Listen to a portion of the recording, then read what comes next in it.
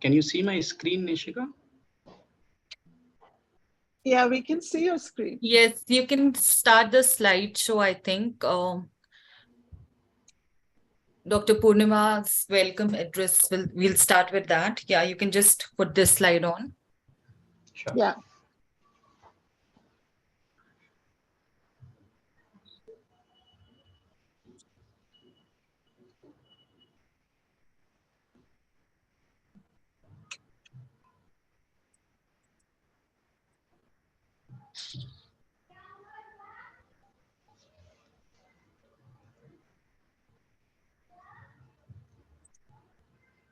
We can start now, Masroor, and you can put this on slide mode, I guess, to have a full screen.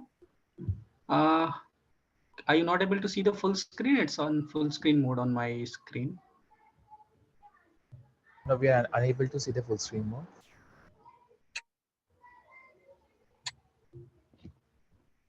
Can you see it on the full screen mode, Ishika? Now? No, it's like the number of slides are showing, and only this. Okay. Yeah. Just a second.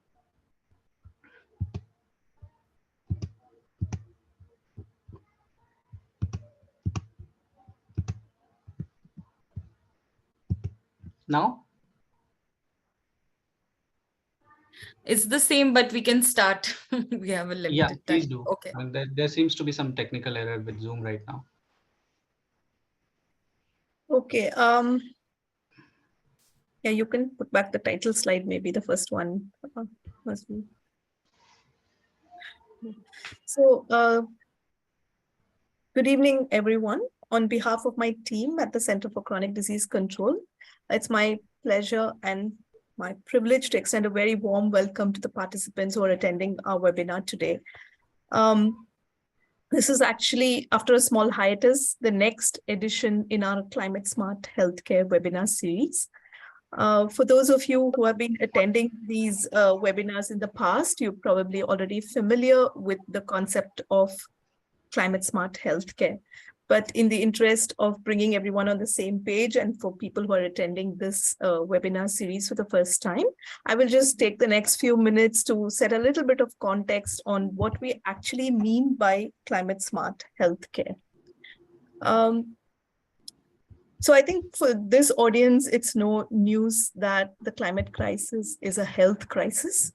And as people working with the health sector, we have to become increasingly cognizant of the role of the health sector in climate change. And climate smart healthcare really speaks to the two pillars of action by the health sector. One of these is the actual preparedness and adaptation response of the health sector whenever there are acute climate events. So as we all know, acute climate events range from heat waves, we are already experiencing those in India, droughts, storms, floods, deteriorating air quality, and all of these come with a growing burden of illnesses. It therefore becomes imperative that our health sector actors are sensitized and become aware about this growing burden of diseases related to acute climate events, but also need to be prepared and equipped to respond to them. So the first pillar of climate smart healthcare really speaks to this adaptation or preparedness response or resilience response by the health sector. So the pillar of resilience is what we talk about as the first pillar of climate smart healthcare. The other very important pillar of climate smart healthcare is the mitigation component. And mitigation really speaks to the lowering of greenhouse gas emissions from the health sector. It's now well known that the health sector also contributes to the global greenhouse gas emissions and the changing climatic conditions by virtue of the service delivery that we have to do at the level of every healthcare facility. But that healthcare can be delivered in an environmentally friendly way. And therefore, the mitigation pillar or the decarbonization pillar, or simply put as the greening actions that a healthcare facility can do, is the second important component of climate smart healthcare. So these two components of resilience and mitigation constitute the concept of climate smart healthcare. We brought this conversation of climate smart healthcare to India nearly 5 years ago now, when our international collaborator and NGO, the Healthcare Without Harm, actually showed for the first time that the health sector contributes nearly 5% of the global greenhouse gas emissions. We have had the good fortune to work with both the public as well as the private health systems in India. The public health systems, because we engage with the Ministry of Health's National Program for Climate Change and Human Health as a center of excellence, helping them to develop the framework for climate smart healthcare. So by virtue of this, we are able to engage with all the states and the public health systems to take actions towards environmentally friendly and sustainable healthcare facilities. We also have been able to work with the private hospital network in India. We have established a network of private hospitals called the Health and Environment Leadership Platform. Mazur, I think there is a slide on this. The next slide, please. So the Health and Environment Leadership Platform is actually the India arm of the global green and healthy hospitals. And through this platform and network of private hospitals, we have been engaging with private hospital professionals to take actions towards becoming advocates for environmental health and environmental friendly healthcare facilities. So you can actually see in the chat a link to our website, greenhospitalsindia.com. And if you go there, you will see all the different initiatives that we have been able to work on with the network of private hospitals. So talking about actually the framework for climate smart healthcare in India, what we have been working on is to develop a national framework which has about 10 pillars of action. And this essentially encompasses everything that a healthcare facility needs to deliver healthcare. This starts with actually the siting of the healthcare facilities, where you locate the healthcare facilities, the building itself in terms of sustainable buildings, optimal use of energy, water, and the management of healthcare waste. We also talk about a pillar of action on sustainable procurement, sustainable transport, as well as important climate communication services for the healthcare facilities, which will help them get forewarned about acute climate events and therefore prepare a suitable adaptation response. So in the Climate Smart Healthcare webinar series, we have been bringing to you in every edition one aspect of this 10-pillar framework that we have for Climate Smart Healthcare. And today we're actually focusing on buildings. And we are going to be hearing from a panel of important, very important speakers about certification for hospital buildings. I also want to draw your attention to our work back in 2019 when we developed green hospital standards for India. And that actually helps you understand all these different aspects that a healthcare facility can take towards becoming an environmentally friendly hospital. So without further ado, I'd like to hand over, first of all, on my behalf also, I would like to extend a very warm welcome to all the speakers who joined us here today. But I will now hand over to my colleague, Dr. Ishika Jaria, who will introduce the speakers and walk us through the rest of this webinar. Thank you for joining us here today. A very good evening to all. And thank you, Dr. Purnima, for the welcome address and taking us through the Climate Smart Healthcare Series concept. And I would also like to add that we are reconvening the Climate Smart Healthcare webinar series with the golden occasion of International Women's Day. And we have very prestigious women speakers also with us today. And I'm going to start with the introduction. So we have our first speaker with us is architect Nandini Bazaz, who is the director, Architectural Service, HOSMAC. She holds an experience in healthcare architecture spans over 20 years. In her 50 years at HOSMAC, she has worked extensively on various multi-speciality hospital projects. She has designed 2 million square feet of space and has played managerial roles in space programming, facility planning, architectural design, and design consultancy work for many healthcare facilities. Nandini is a member with Council of Architecture and is certified by the Canadian Architectural Certification Board. She imbibes technology into her design practice and was instrumental to introduce use of BIM applications at HOSMAC.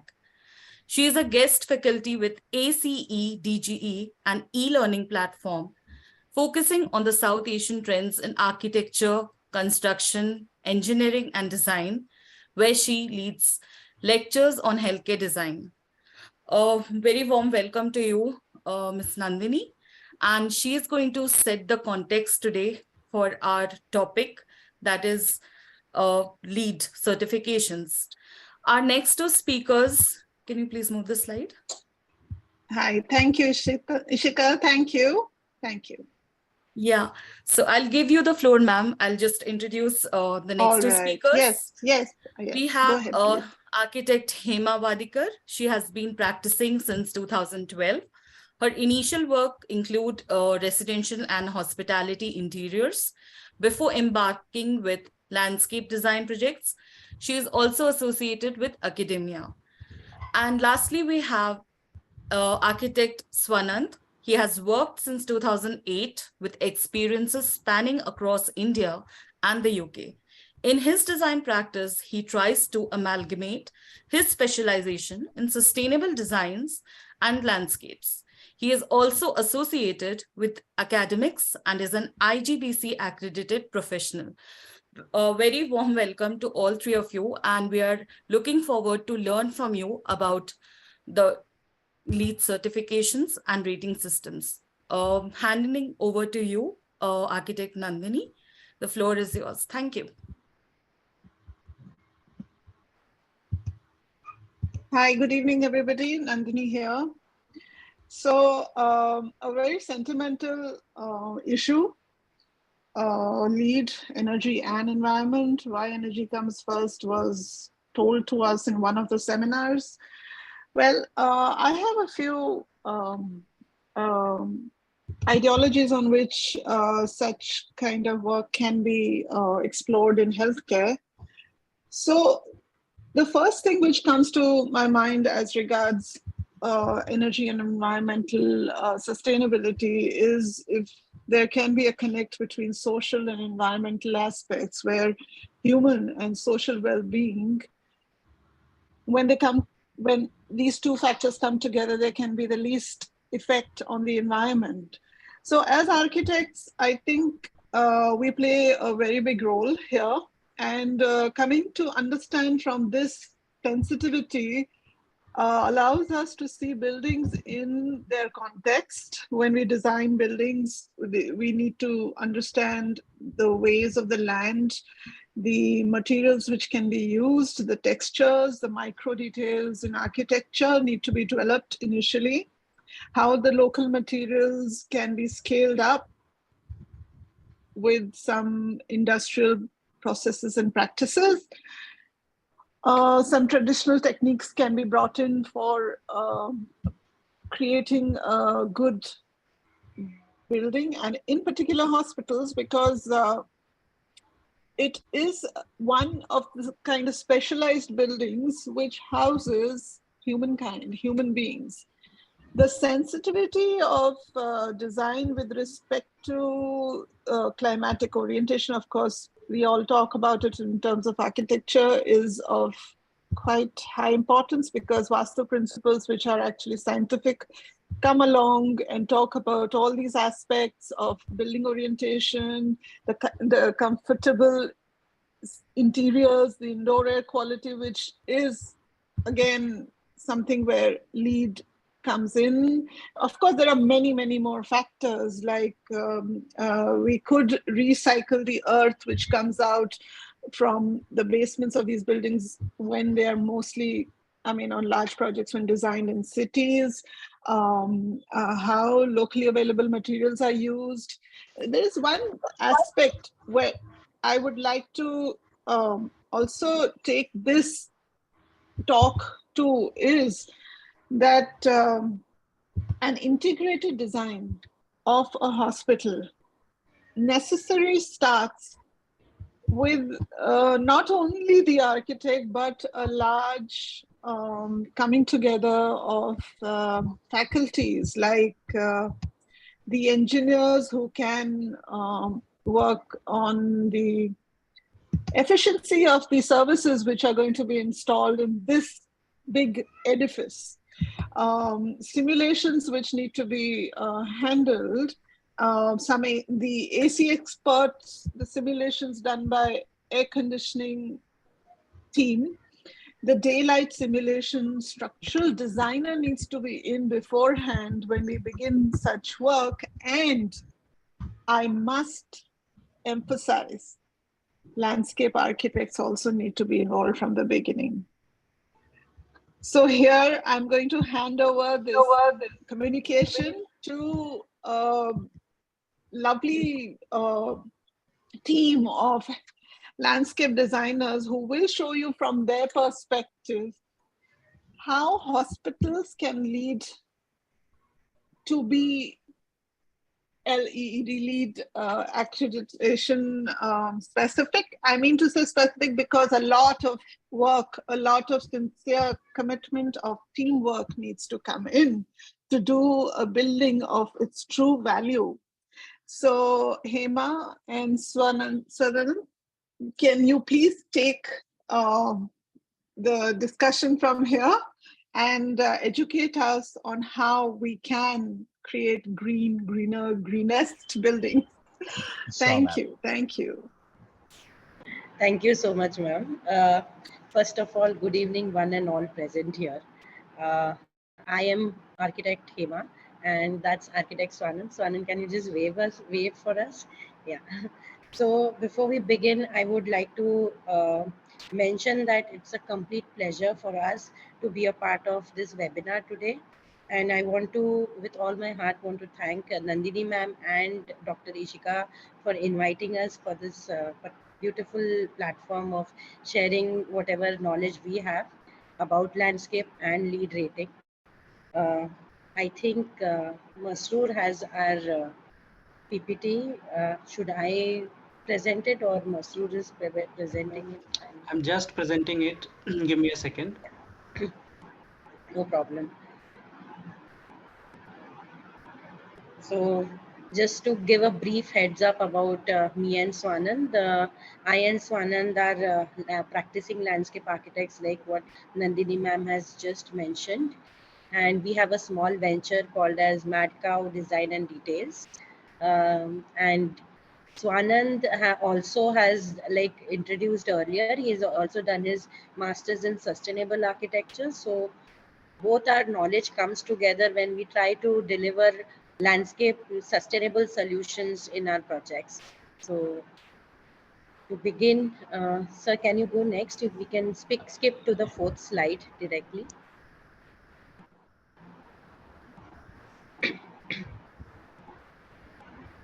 Yeah, I think there's a slight glitch with the Zoom. So yeah.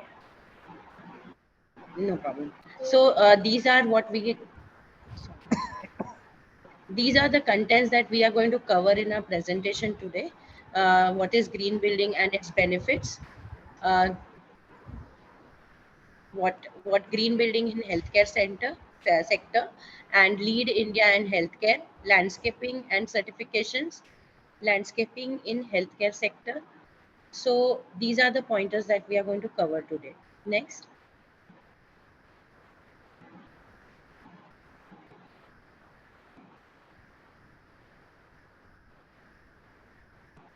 Masroor, next. Thank you. A green building is one which uses less water, optimizes energy efficiency, conserves natural resources, generates less waste, and provides healthier spaces for occupants as compared to a conventional building.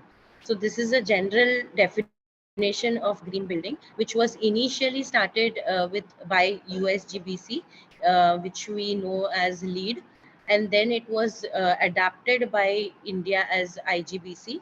And then we also have Griha in our country, which promotes sustainable buildings. And then we have international body called as WELL, which talks about occupant well-being. Next. The benefits of green building in general are where the energy is reduced, water savings, improved indoor air quality, improved health and hygiene, enhanced daylight, and improves productivity in general. Next. So when we look at green building in healthcare sector particularly, so the entire process is such that there is a constant, when you apply for a LEED rating or certification, there is a monitoring process that happens, which helps us to keep a check on the infection.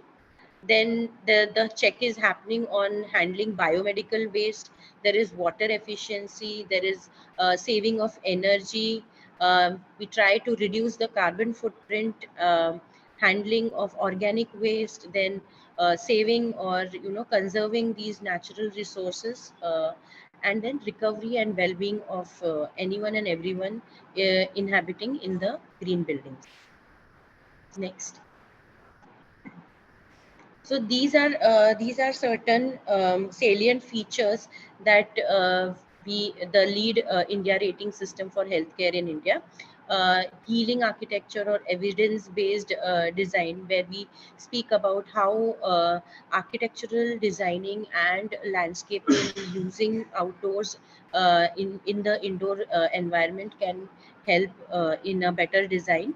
Emphasis on infection control strategies, like I mentioned, how we kind of get into monitoring and how we kind of detect infection control at the early stages, and then so on. Recognition for architectural excellence through integrated design approach, where we speak not only architectural is not just about buildings, it has interiors, it has landscape. So all these have to be integrated together as a one approach. Recognition for passive architectural features, like we can, if I have to give an example, like daylight.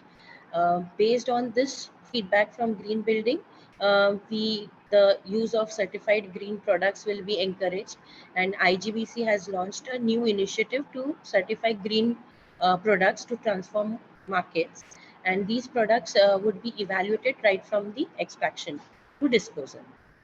Then during this entire process of certification, there are going to be timely site visits and audits, and before giving the award or awarding the rating. So initially you put up the rating, that there is a pre-rating system, then there is a site visit and audit and monitoring of what changes have been executed, and then the award of the rating is given. Projects are encouraged to report energy and water consumption data on an annual basis, which is what monitoring means, to facilitate research in this area. Next. This is a brief certification process that we've tried to look at. It's Yeah, I think because of the limited time frame, we can just skip this slide. So these are the recognitions that are based on the parameters and how you fulfill the possible points. So first, the previous one is the certified one, which is the basic one, and then so on as you rate as the rating for your healthcare system, healthcare building. There is silver, gold, and platinum. There are some chances where if you exceed the platinum level, there is a super platinum level 2 added. So these are basically in this presentation we are focusing more on the new healthcare facilities and not the existing one, but just for your knowledge, we've mentioned the existing healthcare facilities as well. Next.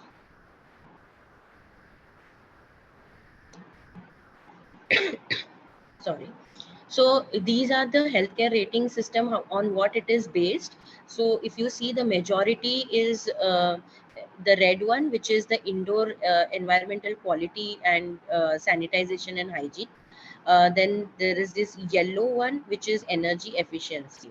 Now, if you see The orange one, which talks about site selection and planning, is the major scope for landscape architect. Although the percentage looks very small, but it plays a very important role in the entire process. Next. These are few hospitals that we thought of listing it, where certification is applied or acquired in India. So these are the list of that. Next. Now I'll please request Swanand to take over this presentation and explain the rest in detail. Thank you. Yeah. Thanks, Hema. I hope I'm audible. I'm audible, right? Yeah. Yes, yes, yes. Yeah, thank you. You are. So again, as most of the participants here are from the medical field and doctors and other allied medical fields, so a warm welcome to you from my side. And Hema has actually given you a gist about what the certification process is all about. So now moving into the nitty gritty about the aspect of actually where landscape plays an important part. So if we look at in general, initially we just provided you with a list, we showed you a list of hospitals which we, according to our current knowledge, have undergone certain certification process, and some of you may be associated with those healthcare setups or may have known about them. Now when we look at a prima facie, we look at the rating system. The rating system looks more a very engineered building physics oriented study, and it is largely based upon the concept of architecture and build spaces.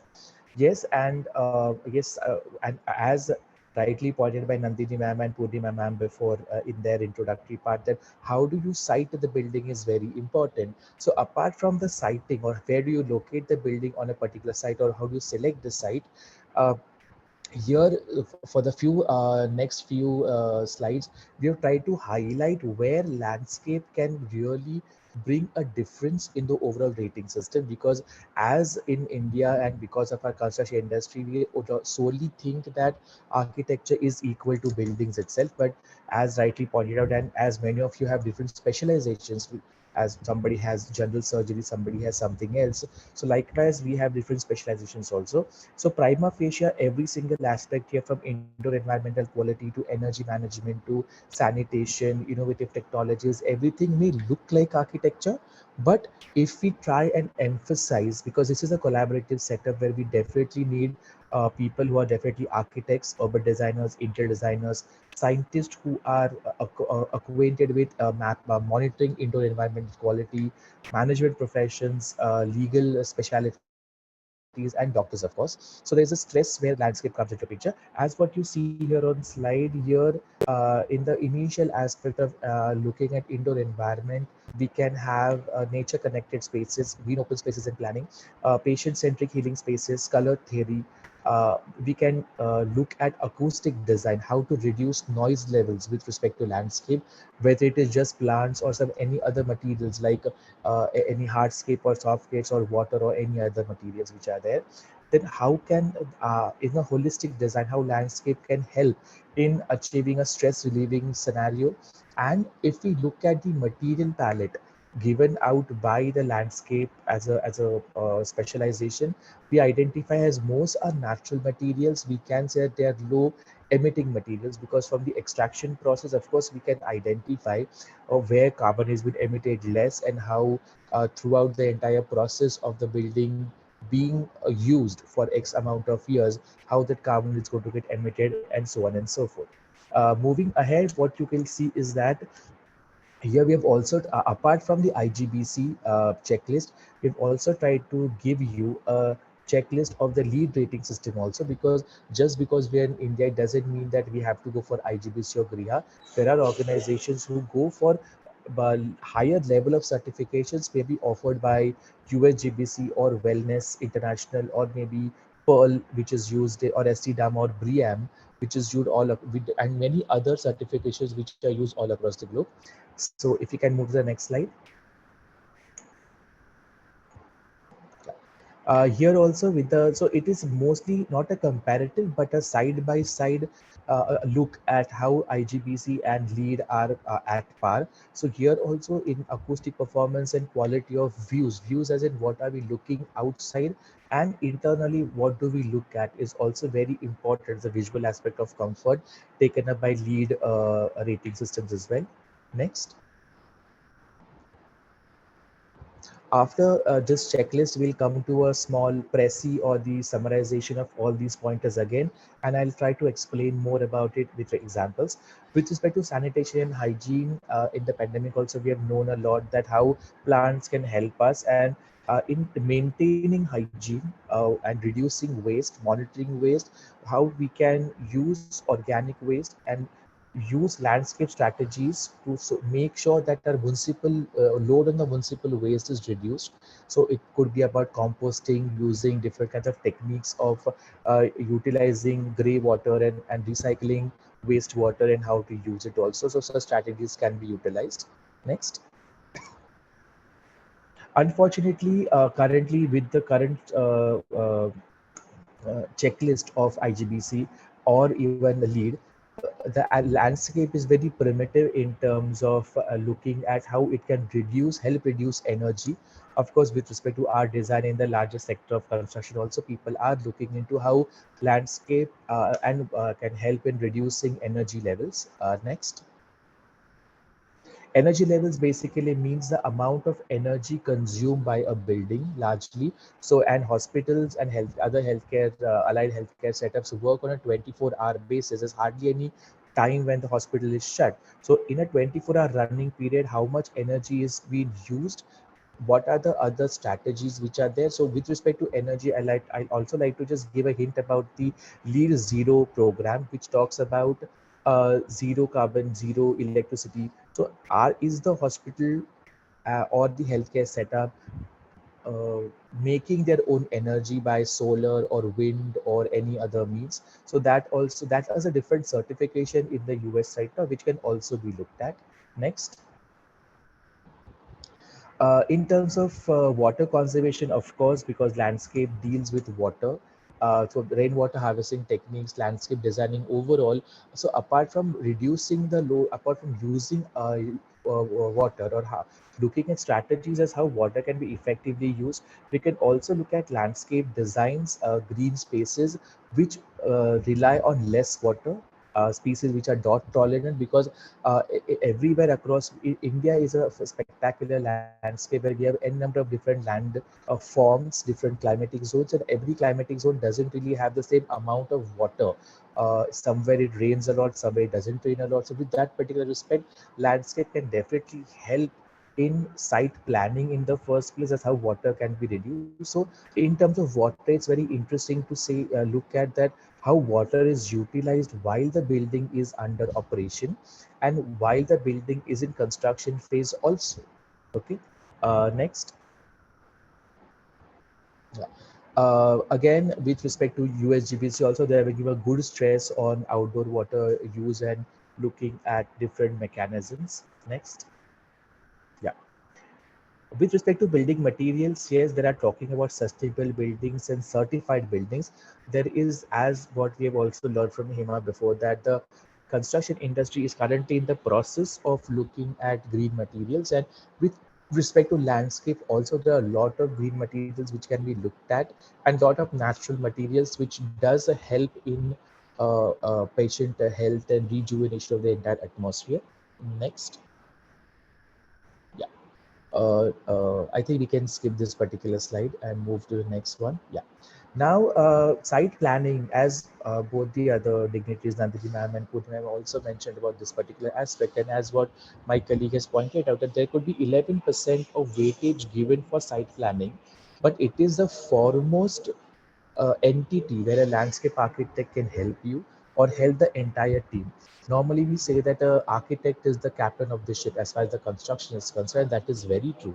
But apart from architect, if you involve other professionals, other expertise as well, because landscape looks at the geology, the hydrology, which is the surface water. They look at underground water reservoirs. overall plant health, how the terrain is. So whatever humps and bumps which are seen in the site, and how to locate the building, because if you locate the building or you site the building on your plot wrongly, a lot of problems happens environmentally and also financially as well. So definitely we can look at technicalities about soil control. We can look at integrated design process. With integrated design process, what it means is that every terrain is different, every site is different, it has some lows and high points, and how to use those lows and high points in design so that you reduce excavation of soil, because you need foundations but you can't excavate more than what you want. Backfilling is important, and lot of other technicalities which come into construction. Landscape does give you a lot of value added services. The one of the value added services is what you look out of your window, which is a pristine green environment, is what we hope for.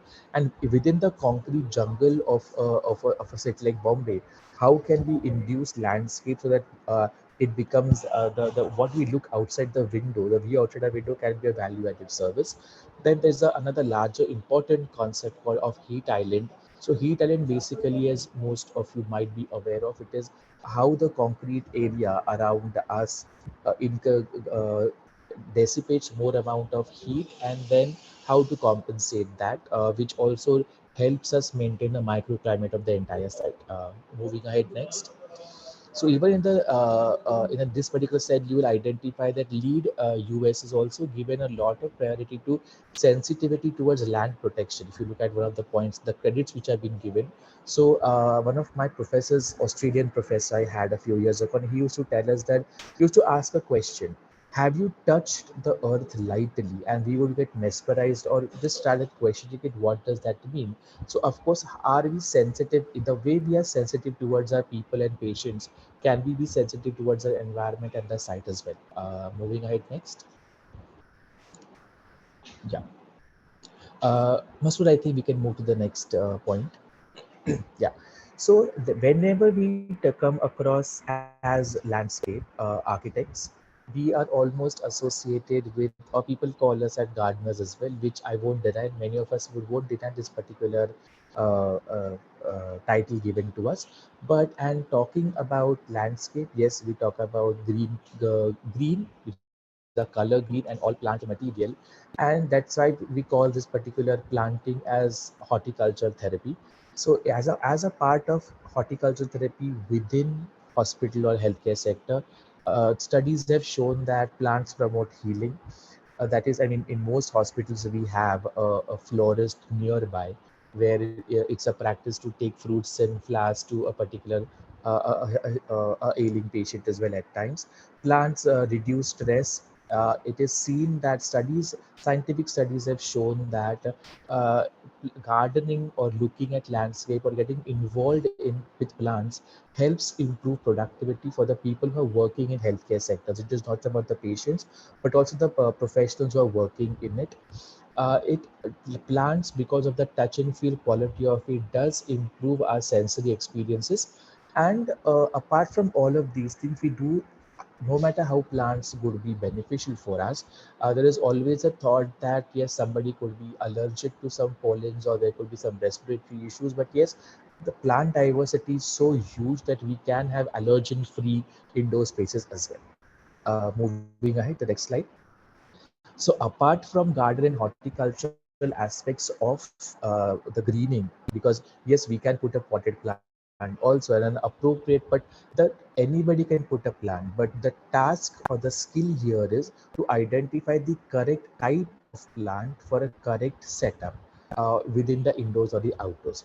So apart from this so-called gardening aspect of landscape, where a landscape architect helps the entire team here in achieving those green credentials is firstly deciphering the technicalities. So here, deciphering the technicalities, I've just given you two examples. Here is about looking at the landscape integrated design approach. So this is just a small technical drawing from a place in Aurangabad where you see. So as land is very different, it has ups and downs. It has a surface hydrology. It has groundwater. It has an inherent soil and geology of it, and understanding the lay of land is very, very important when you first put a thumb or zone on or a point on the on a paper and say, "Okay, here is my hospital which is going to be." And adequately, I perfectly identify the location to site a hospital building in a given plot is crucial, because it, apart from looking at the natural resource and as just the green building rating system and how soil has been conserved, a lot of understanding goes into where monetary savings can happen in such a large investment for healthcare. So that is about looking at site in the initial aspects and how it can help. Now, once the building is built, there are a lot of hard materials. We always use concrete, steel, and all of these materials. So there's an example on the right-hand side about the concept of green roofs. It is just an example where with what happens with the green roof. The building doesn't look very harsh. It does look pleasing because of the green setup. We do attract a lot of bees and butterflies and other avifauna as well. But if you look at the other aspects of design, which is thermal comfort and indoor occupant health, green roofs and landscape will definitely help you into it. With monitoring the thermal comfort aspect of indoor environment, we can reduce onto our load on the HVAC system. We can look into grey water recycling. We can look into rainwater harvesting from the roof. So even if whatever I'm saying right now may look at as architectural terms, but yes, the specialization of landscape can definitely aid you achieve the design goal. So that is one aspect of it. So now in the next slide, we will see a basic summary of what I just talked about it in a predominantly architecturally oriented or design oriented setup. Where does landscape help? And also, it is not just giving a green patch or planting a tree or a shrub in a pot, but overall holistically how it is. So in the next few slides, I'll be explaining all these aspects with respect to certain examples. So moving ahead next.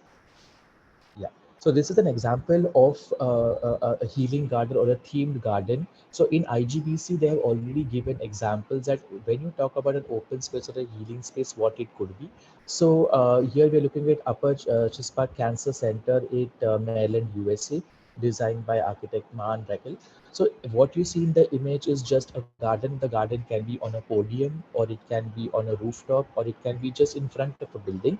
But here we understand the setup of what happens in a cancer research center or a cancer setup about the occupants, which are patients and the doctors as well. So different pockets of green are utilized here.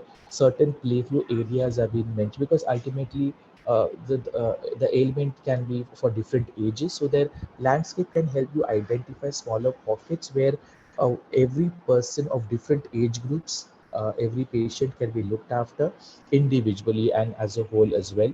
Then there are other aspects of sensory natures. And again, if I say that this building is on a roof, this garden is on a roof or a podium, it helps control the micro environment, because if you see, there are a lot of brown patches out there, which has a lot of heat radiating elements of architecture, where the green not just soothes the eyes, but it also helps in water retention, making sure water is conserved, rainwater collection can happen, and so on and so forth.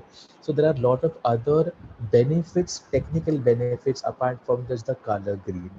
Moving ahead next, we have an example in Australia, in New South Wales, Australia. It is a award-winning garden, and nobody had. I don't think. I'm not sure how many people are acquainted with landscape design and garden design, but whenever we show these examples to many of our clients, also when we design setups or gardens for senior citizens, we do have different ailments that a senior citizen happen, from a visual impairment to maybe a concept of dementia. So this is a award-winning garden designed specifically looking at the patients who has dementia. So understanding the entire process that they go through, what memorization, how memorization can happen, how things can be found out. A landscape design here also identifies those aspects. And this is also an example of a sensory garden, because you touch different things, you feel different things. There's different array of materials which are there. And and there have been studies which have been conducted conducted, especially in Europe and Australia and America as well, that how gardens help in the entire healing process. So it's only and in this setup of a garden, which is a garden for patients with dementia, patients are encouraged to water the plants to and with volunteers help maintain the garden as well. So which also, apart from looking at hospitals and healthcare setup like a person as an inpatient department, there are other allied aspects also to which a landscape designer can be a very vital source. Moving ahead, next we have an example from Calcutta, India, designed by Canon Architects. This is Tata Medical Center. Here, this is a different example I've brought before. It is just the sheer amount of open space. So no matter how amazing the facade is and how what is the design ingenuity brought by the architect, the percentage of open spaces out here is what I think is the key for the design success. Where when a person is entering the entire setup, they don't get intimidated by the entire visual of the hospital. The thought now, the building doesn't look like a hospital in the first place, but the amount of sheer open space that happens, uh, people with who are recuperating from some ailments can gather out there. Yoga setups can happen, or just any playful setups, or just a green lawn area, or certain trees, flowering trees, can also help rejuvenate a person who has been ailing in the entire hospital. Next is an example again by Canon Design in Kansas City, USA. So we normally talk about garden designs and landscaping, which is an outdoor element per se, but there are strategies in which green walls and terrace gardens and courtyard gardens and walkways can be designed in green, which definitely reduces the harshness of the entire environment. Now, in this example that you're seeing in the visual, there's a lot of glass and concrete which has been utilized. So, in this entire glass and concrete, if you just imagine that there are no green aspects, there are no plants out there, how hot the entire setup would be. Now, let us forget it is in Kansas City, USA, and think that it is in Calcutta or in Bombay. The amount of it, the heat that the entire envelope will have will be unbearing. So this and what would somebody do to counteract the heat is add to the HVAC. The more HVAC we add, the more expenses we add.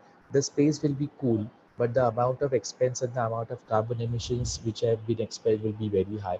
But just adding a few green touches in the entire environment will add humidity due to evapotranspiration and bring down the overall temperature into an ambient level. And of course, because it's an indoor environment, we can look at allergen free spaces by choosing the appropriate planting. And then we move ahead to the last example, wherein the point that I said before, we can move to the next slide. The point that I made a few slides before, that what do we see outside the window is also a major thing. So yes, technically a hospital has its own technicalities, and there has to be certain parameters which needs to be achieved for a functional planning. But of course, we can have strategies where the overall site microclimate can be managed, the visuals that we see, because it is not that we don't really feel good by looking at a parking lot or a large piece of area which are or an area where holding areas are there for some people. So those areas are essential maybe for a hospital planning, but they can also be green tent. It is just the encompassing of these green in and around you.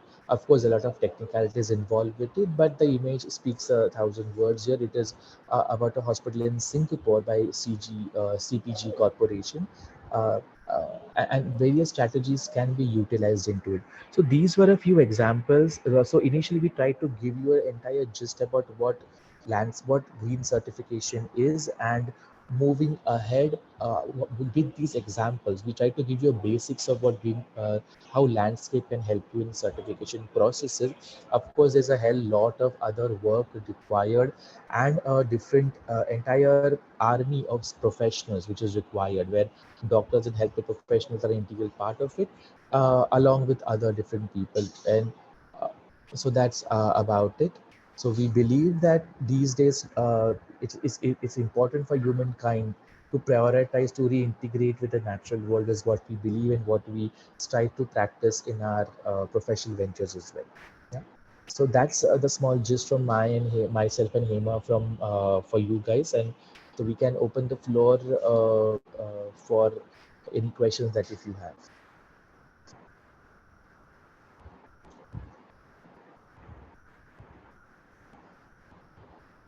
Okay. First of all, from our team, please accept our sincerest appreciation for this outstanding presentation, which was very insightful and informative to us.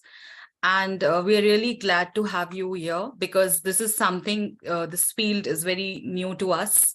And thank you for taking us through the presentation.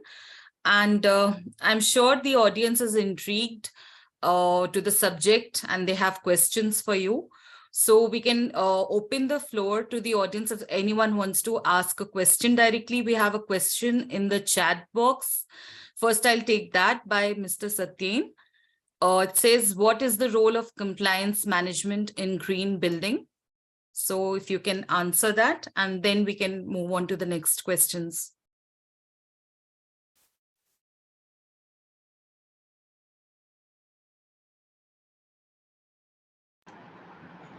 Hi, Ishika. So basically, compliance management I understand, is the process of monitoring, is what Satyen wants to inquire about. Am I audible? Yes, you are clearly. audible. And if Mr. Satyen, you want to ask the question directly on, we can Yeah, allow so you. so basically, as rightly pointed out, compliance management is the process of monitoring and assessing systems. So what happens is that when we landscape is just one part of the entire green building setup which is there. So when we were talking about ensuring, so they basically at every single stage in IGBC lead or any other certification process, there are benchmarks which need to be addressed to, and there are strategies which we need to employ to come to those particular benchmark. And after those benchmarks are achieved in the first order, maybe we need a constant monitoring. So it could be a monitoring of the overall HVAC calculation of the entire building, or how the systems of daylightings are working, or how the entire sensors for lighting are utilized. It could be, so the monitoring of the overall system happens at various stages, from people management to infrastructure and product management also. So there I think all these aspects of compliances and assessment comes into picture. And while, and of course this entire system needs to continue, because the construction industry and the material palette is always improvising. So after a decade, some materials are going to get redundant. So we need to look into compliances with that particular respect as well. Uh, so I think that is the small gist is what we can give you. Yeah, just to add to what Swanan just said, so there are these list of vendors and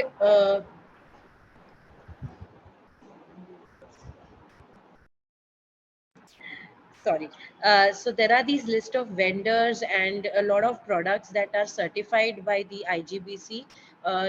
You know, who are into where which keeps a track of what materials you can use, what kind of application is required for each material. So all these things, they have a particular team with them.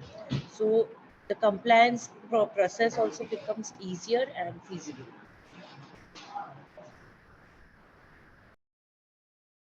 We have a hand up by Mr. Zishan Ahmed. Yeah,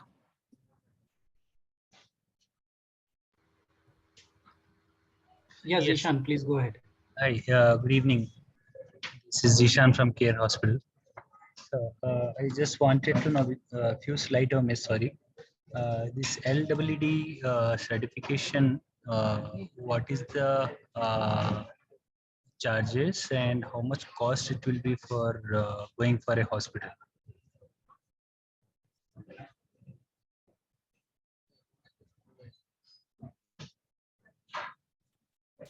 Just give me a minute. There's a small network lag at my end. So you're looking at IGB lead certification process and the costing related to it, if I have understood it correctly. Yes, yes, yes.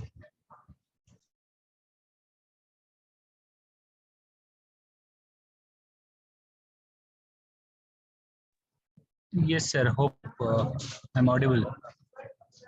You are muted, Swanand.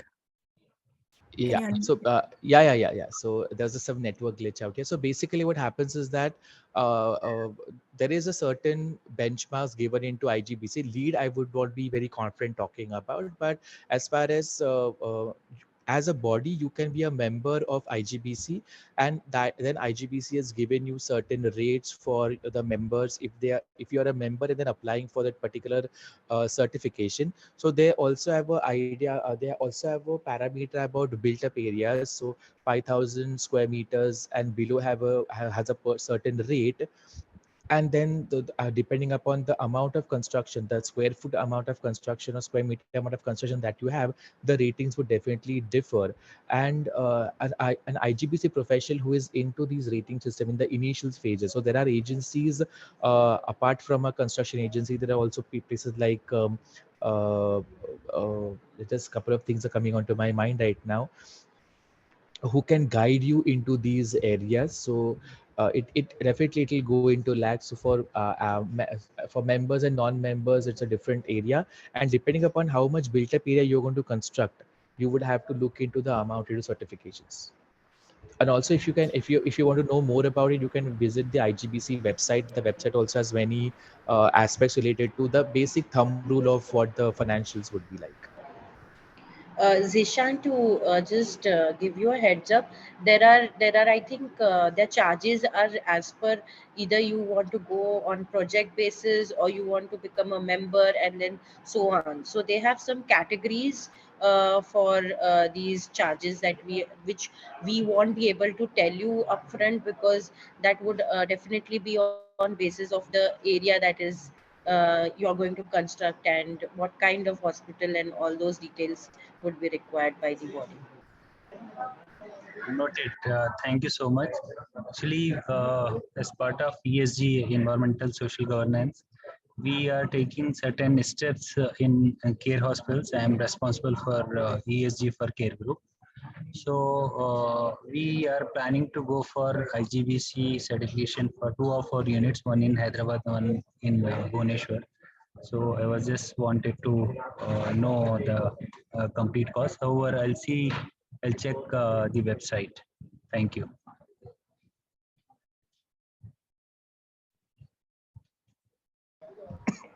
Uh, Next, I guess there is a hand raised from Kananji.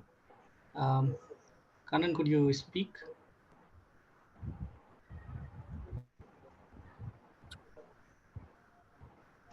Kanan, could you unmute yourself and speak?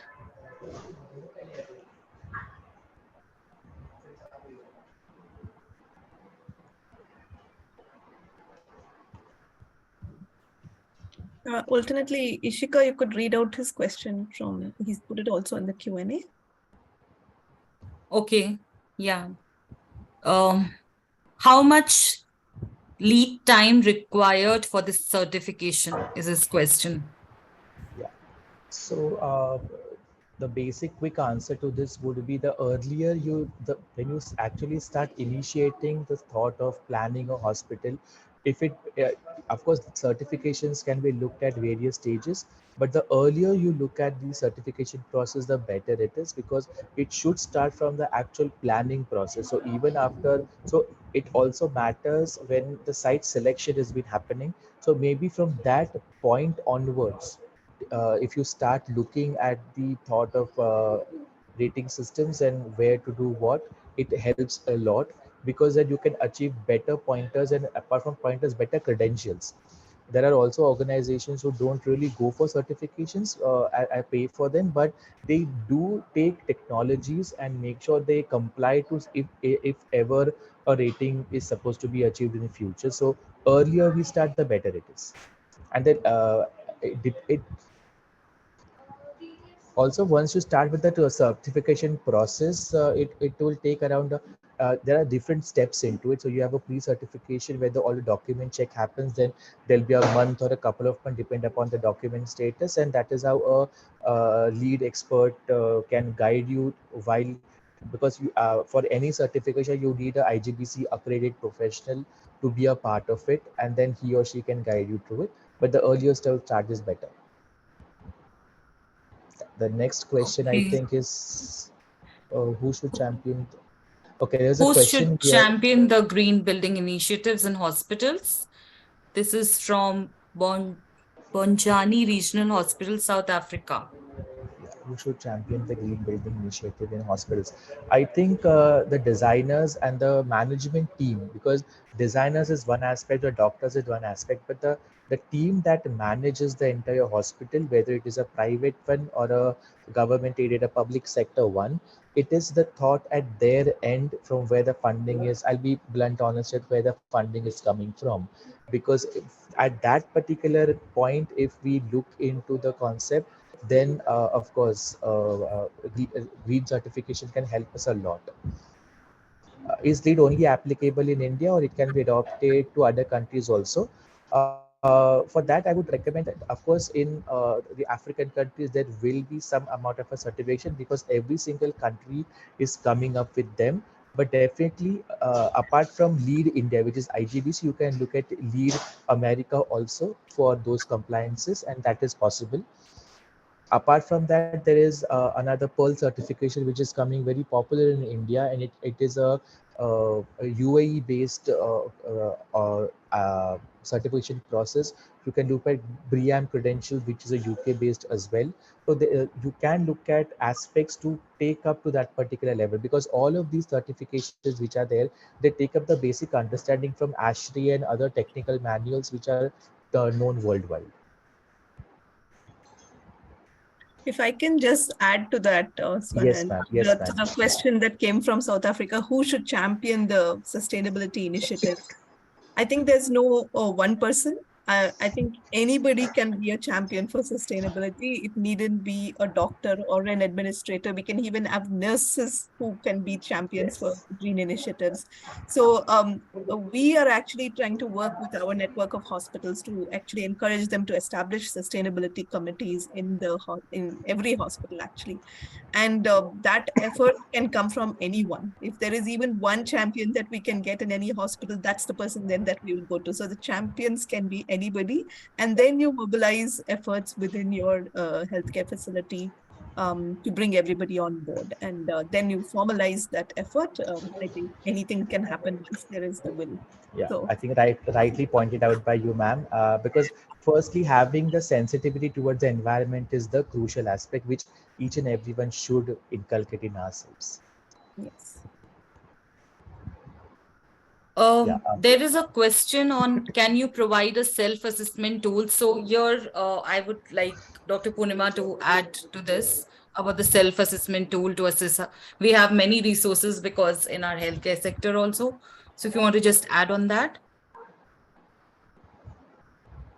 I think as members of our network, the Health and Environment Leadership Platform, or the Global Green and Healthy Hospitals that Healthcare Without Harm is established in literally every continent. Once you become a member, which is non-financial commitment, you get a host of resources and tools that you can get access to. You know, starting from mapping your climate footprint to your, the hotspots tool is one that helps you map your procurement chain. So there are a number of tools that help you assess your own sustainability practices in the hospitals. And I know my colleague Indu is on the call. Indu, are you here? If you can unmute also and actually talk briefly about the climate impact checkup tool that we have.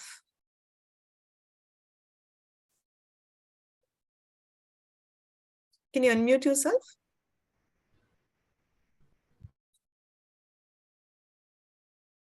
Mazroor, is she able to unmute or no? I have allowed her to unmute. She could do it. I don't know if there is an issue at her end. Indu, if you can hear us, can you unmute yourself and speak? Still showing mute. Yeah, meanwhile, you can take any other questions. There is a hand There's another raised hand by raised. Arch. Which, Yeah. yeah, I am just allowing her to speak. Hello, Harsh, yeah, we can am hear I you. Go ahead. audible? Yes, go ahead, please. Good evening, everyone. Myself, Arshia Agarwal. I am currently studying in BID third year. I wanted to ask, hello? Yes, please Yes, go ahead. continue, please. Yeah. Yeah. I wanted to ask that does the flooring of a healthcare facility like affect the people of the like the users and everyone and also the environment of that place?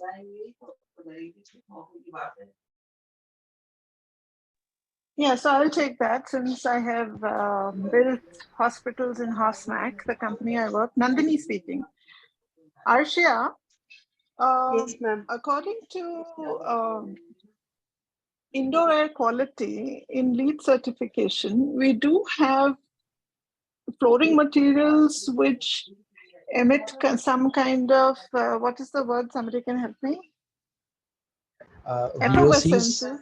Yeah, Yes, correct. we call it VOCs, volatile organic compounds. Yeah, yeah. So I am basically a healthcare architect, and I'm going to take support from Sanand over here because there are many elements which in hospitals we use for the operation theaters, which need to be seamless. The flooring needs to be seamless, but if it is a vinyl material which is procured from, let us say, green rated company, which we now have begun to reach out in India as well. Earlier, these were from the European countries. So, and also if certain areas can be laid with natural stone, like for example, the main entrance services of a hospital, which we consider to be absolutely laid with the sheen and the shine. But nevertheless, if we go along with naturally or locally natural stone or locally available materials, and nevertheless at the same time do a very good job in laying those materials, which means that we make use of the artisans and the talent from the land of building and construction. All these materials can make a lot of difference in turning these hospitals into naturally green, which we are saying green, but if you take yourself to the historical value of materials used for flooring, used for the walling systems, India has actually been a conservative society. And in likewise so thinking, there are a list of healthy materials to be used in hospitals for LEED certification. We can get our hands on them. So a little bit more research can get you the answers you're looking for. Nevertheless, as a conscientious architect, I think it is necessary to look into what goes in the flooring as well, apart from what goes onto the walls and the building itself. Am I near about answering your question, Arshia? Yes, ma'am. I've got some You have clarity more about it. Okay, thank you. Thank you.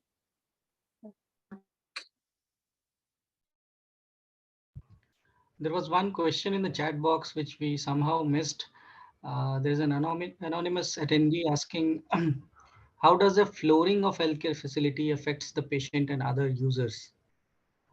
I think that was just answered now. It's true. Yeah. Yeah, Okay. it's just answered. Okay, so Indu, are you able to unmute now? Yes, I can unmute now. Yeah, I can talk. Yeah, so you can speak a little bit to the climate impact checkup tool that we have for hospitals. I guess that'll be a helpful addition here. Yes. Hello, everyone. I'll tell you a bit about the climate impact checkup tool. So this is a carbon footprinting tool that was developed by Healthcare Without Harm. And it's a tool that's been specifically developed for carbon footprinting in the health sector. So there are a lot of tools out there that can measure the carbon footprint, but this one has been specifically developed keeping in mind some of the carbon emissions that come specifically from the health sector. For example, anesthetic gases that are specific to the health sector. So This is a tool that's available to currently available to all members of the Global Green and Healthy Hospitals, which in India is the Health and Environment Leadership Platform. And it's an online tool that you can use on the website, or also there's an offline Excel version as well. And this tool can help you measure emissions from all three scopes. And if you're not aware of what different emission scopes are, scope 1 is emissions that come directly from a hospital building. So all the operations owned and operated by the hospital itself. Scope 2 is all the emissions that come from purchase electricity. So if the hospital is purchasing grid power electricity, which is coal powered, for example, it'll measure the emissions that come from the purchase of electricity. And scope 3 is all the emissions that come from the supply chain and supporting services. So all the supply chain, the materials that you procure for the hospital, it could be pharmaceuticals, it could be medicinal equipment, operation equipment, etc. All the emissions that come from the procurement, use, and disposal of those materials will come under scope 3. So this tool has the capacity to measure the carbon footprint of scope 1, 2, and 3 of the hospital. And it can give you charts and graphs on your carbon footprint, and also help you chart out a decarbonization action plan as well. That's Thank you, Indu. So just to say that, I don't know if there are any other questions, Ishika, in the chat. I just have a last question to the panelists. So just a term that I came across and I wanted to learn from you while researching about LEED. So this is something LEED zero, talking about our net zero goals, and that's what like Indu had just oriented us. So that is something relatable. So LEED zero, I wanted to know, can you throw some light on this and how our hospitals can benefit from it, from LEED zero? And what is, like, if you know about the period of this, like in months, if you just can give us a brief about this. Okay. Emma, you want to talk or should I go ahead with it? Okay, so basically regarding the timeline of the certification, I'm not really confident about, but I'll definitely elaborate the concept of LEED Zero. So LEED Zero is an American concept, as green buildings as idea was developed there as well. Even in India, many of have been doing it, knowingly, unknowingly. But the idea is, I'll just give an example. Many of our not just hospitals, but many of our residences and many other factories, or you name any other building, we put solar panels, right? The solar panels are for heat generation, which is boiling our water, and some people use it for electricity also. So basically we generate our own electricity, and the excess electricity which is there generated by solar or wind or by tidal, means tidals, of course a hospital won't be, or any other house won't be able to use it, but by at least by wind and by solar panels, the energy that what we use, we are storing it, utilizing it, and the excess is not wasted but given back to the grid. So we generate electricity at our location and give it back to the main grid developed by the country or whichever agency which is there. So this entire process in a way sums up the concept of LEED Zero, where there are credentials given by the certification process, where how much energy have you generated, given back, so that, because the more energy is generated at the center given by the state grid to us, lot of carbon emissions do happen. And we in India, we need to promote this a lot, because our country's goal is to reduce carbon emissions by the year 2050. uh, Basically, actually for India, the it goes much beyond that, but to be in par with other countries, which India doesn't have to be, they have given an idea about reducing carbon footprint and energy. So that's the basic crux of LEED Zero. Can we generate our own energy? Can we use water which is recycled with our gray water systems? How much rainwater have we collected for our own potable, non-potable uses? So all these concepts come under LEED Zero certifications. And the timeline, as I said, I'm not really sure about it. Thank you very much for answering my question, and I would like So there is, to invite sorry, Dr. Okay, sorry. Ishika, Yeah, I actually, have Nandini something ma'am more is to there. add over here. quickly, because it was a discussion for hospitals. Hi, I'm in a seminar. I'm sorry, I had to, I'm in the office, so yeah. So we here as architects have visited certain campuses where LEED Zero has been practiced, and very well at that. There is one in Pune. I think it is Suzlon's one campus. It is a very impressive system where everything that we generate gets used up in the campus. So currently, HOSMIC is developing a net zero. We are going for LEED certification, but net zero medical campus in IIT Kanpur.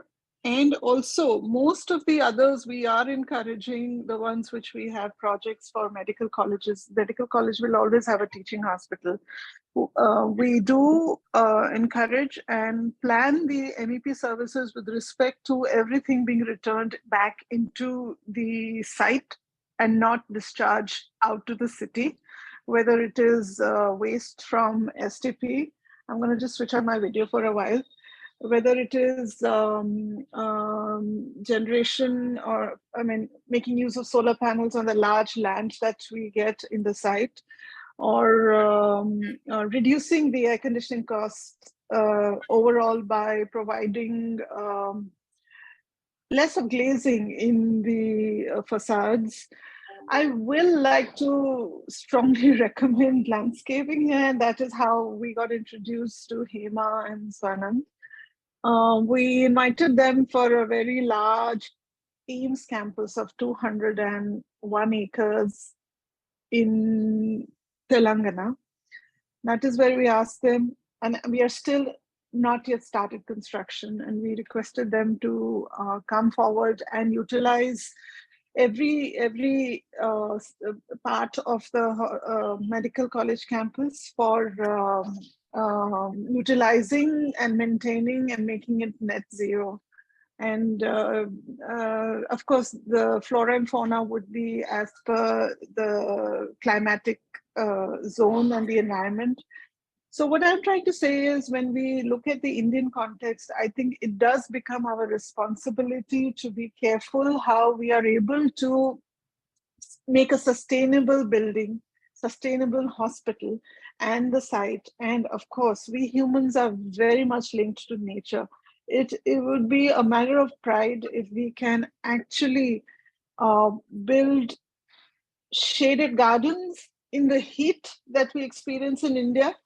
Nevertheless, that transition period of summer to winter, where people want to be out, or from winter to summer, where we just enjoyed Holi a few days ago. Landscaping, why I keep saying that is because a building's net zero, campus's net zero value can be double, triple, a higher number by landscaping effects. That is what Suzlon 1 in Pune has also done. So here is a lot of best wishes to the team here. The recycled water, etc., can really do wonders for a lot many things in the site. Thanks. Thanks a lot, ma'am, for your golden words. It's always a pleasure to hear from you. And I would now like to invite Dr. Purnima to conclude the meeting. I think we're done with the questions, and we had a very productive session overall. Yeah, thank you. And we actually seem to have a couple of questions more. I don't know if we have Okay. 2 minutes to take it. Yeah, we still have 8 minutes to go. So maybe quick answers to these 2 questions. Okay. One is by Geeta, I think. How can indoor plants be incorporated in the hospital campus in innovative ways? Plants like aloe vera, tulsi, herbs. That is the question. Who would like to take that? I think Hema can elaborate Yeah. because she deals with more. I deal with more with the architectural aspect of landscape, and she deals with the interior aspect.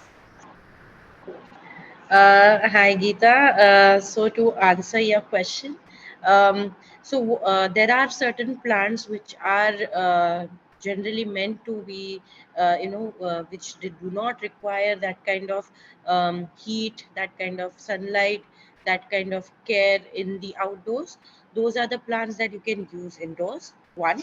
And the other ways that you can use these plants is, there are these very innovative ways that are already there in the market, that is green garden, green walls, and there we propose planting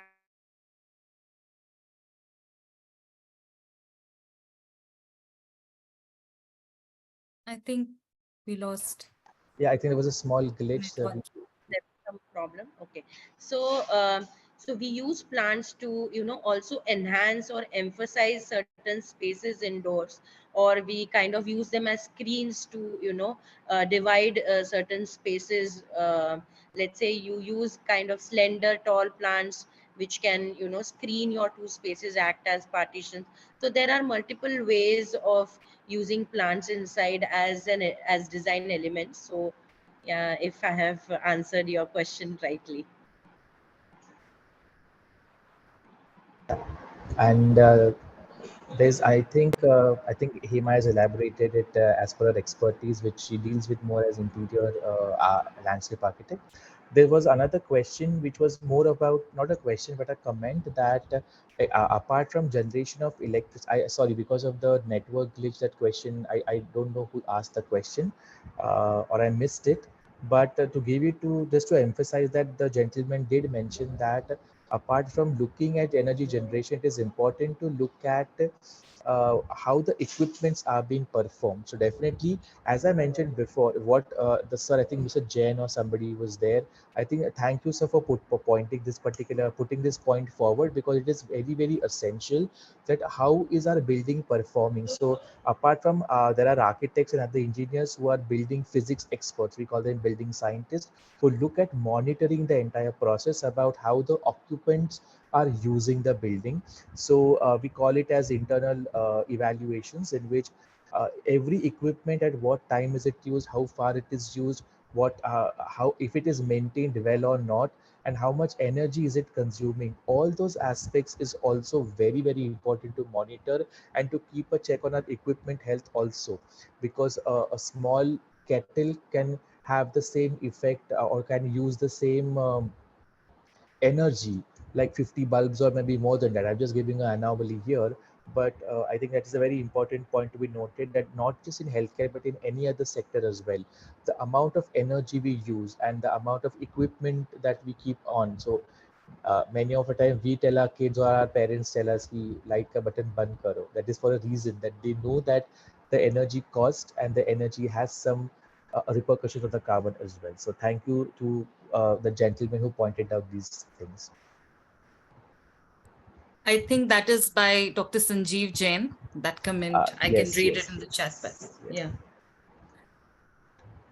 So there is a last question. I hope we can take it. And also, I would request the panelists to drop the email address so that if people want to reach out to you, including our team. So if you have any questions or concerns regarding this webinar, you can directly reach to the speakers or us. We are happy to take the questions furthermore. So this last question is by Mr. Zishan. Kindly suggest basic energy saving initiatives in a hospital built 25 years ago.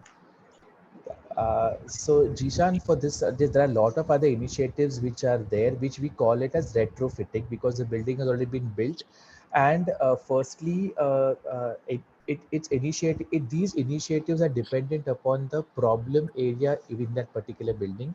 If you have a HVAC related issues, natural ventilation related issues, lighting related issues, these issues will have to be addressed. So there's a building evaluation will have to be done first.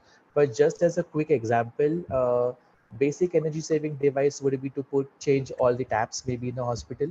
So we have sensor taps, or taps which give a certain amount of water, or which are aerated plugs these days, is one point where the water is being used efficiently. In terms of a basic energy savings, change all your bulbs to LEDs is the basic thing. So there are a lot of initiatives which we look it under a concept of retrofitting. And please, if you have more queries, you can look into a organization which will look at the entire um, uh, assessment of your building before suggesting any things. Thank you so much.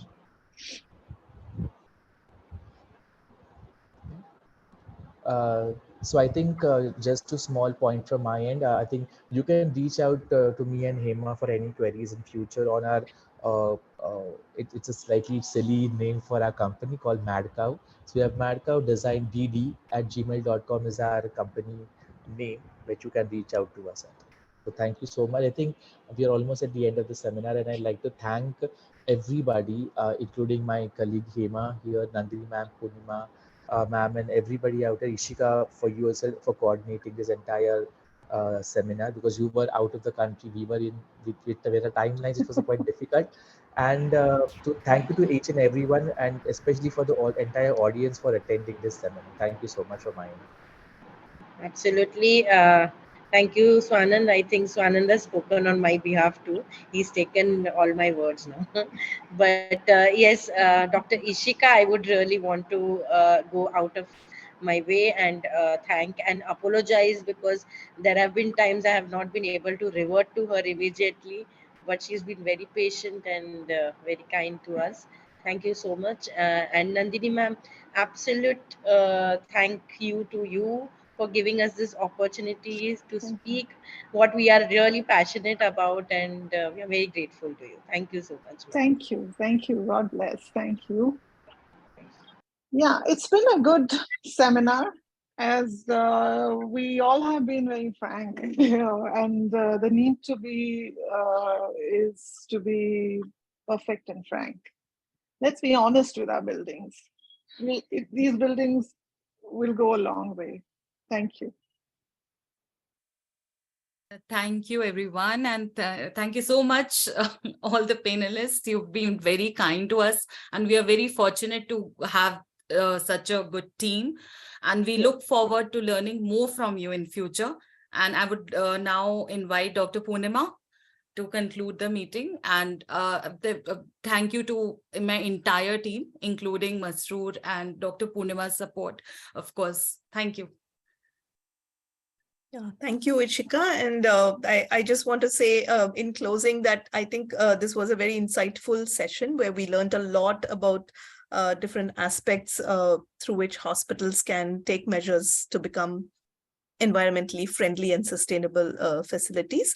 And what I also noticed was, I mean, the landscaping part. I mean, we've been talking a lot with the government through the Ministry of Health, because we are involved with them in the national program and are giving them the framework for green and climate resilient healthcare facilities. We do talk a little bit about it. We don't use the word landscaping as much as probably it is expected to be used. But much of the other things that you have talked about, whether it is ventilation, lighting, the indoor air quality, the the energy use, water, all of that is covered in our framework, and we talk about those 10 pillars that we have. And I think there's a lot that we learned in terms of overlap, and also in the green hospital standards that we have now actually got accredited with the QAI, so Quality Accreditation Institute. So I think there's lots out there that hospitals can endeavor to achieve. And yes, there are challenges for existing hospitals. So retrofitting, I was going to bring that up, but I think somebody asked in the end, Zishan. So retrofitting is the challenge, but I think little measures and little steps, I think will go a long way in doing our little part to contribute to the climate change. And I think I'm really grateful to all of you for having agreed to come and be panelists and speak at this webinar. Thank you to Ishika. Yes, she was traveling abroad and trying to coordinate and organize this webinar. So thank you, Ishika, for all the efforts in making this happen. And thank you to my team and Masroor for all the logistics in organizing this webinar. And this is just the beginning. This is a conversation that does not end over here. So I'm sure there's lots of things that all of us can learn from each other.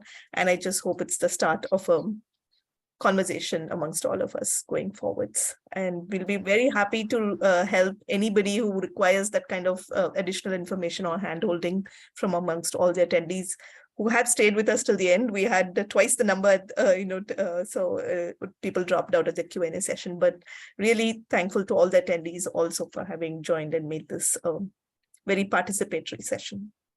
Thank you. Thank you to all the panelists. Thank you, everyone. Thank you, ma'am. Thank you. Thank you, Dr. Purnima. Thank you, everyone. Thank you. Thank you, Thank Shikha. you.